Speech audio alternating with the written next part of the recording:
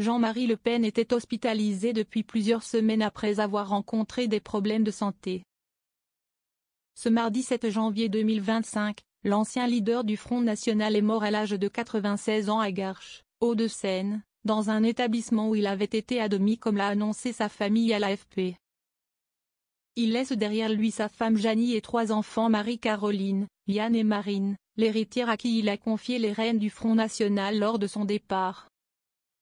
Jean-Marie Le Pen, entouré des siens, a été rappelé à Dieu ce mardi à 12h, a indiqué sa famille dans un communiqué transmis à l'AFP. Marine Le Pen ne faisait pas partie des proches ayant entouré Jean-Marie Le Pen dans ces derniers instants. Il y a quelques jours, elle s'est envolée à Mayotte, où un cyclone a frappé et fait de nombreuses victimes. Elle était alors sur le voyage retour. C'est donc dans l'avion, lors d'une escale technique à Nairobi au Kenya, comme indiqué par une journaliste de BFM TV, que Marine Le Pen a appris la nouvelle après tous les journalistes présents à ses côtés. Un moment particulier loin de l'intimité familiale privilégiée pour de tels moments. Nous avons quitté Mayotte ce matin. Nous avions une escalade technique prévue à Nairobi au Kenya.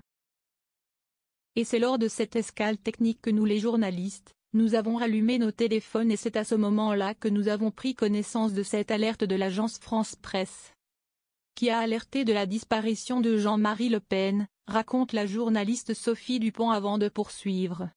Nous avons demandé à l'attaché de presse de Marine Le Pen s'il confirmait cette information.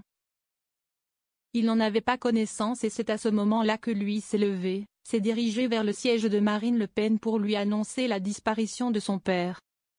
Marine Le Pen entourée malgré les circonstances. Après avoir pris connaissance de l'information, Marine Le Pen s'est isolée à l'avant de l'avion pour passer des coups de fil, vraisemblablement à sa famille avant de regagner son siège à côté duquel se trouvait Louis Alliot, son ex-compagnon, et d'autres proches. Toujours selon la même journaliste Sophie Dupont, à bord du même avion qui transporte Marine Le Pen depuis Mayotte vers Paris. L'ancienne présidente du parti Rassemblement National a regagné sa place. Elle devrait atterrir à Paris en toute fin de soirée, vers 23h23h30.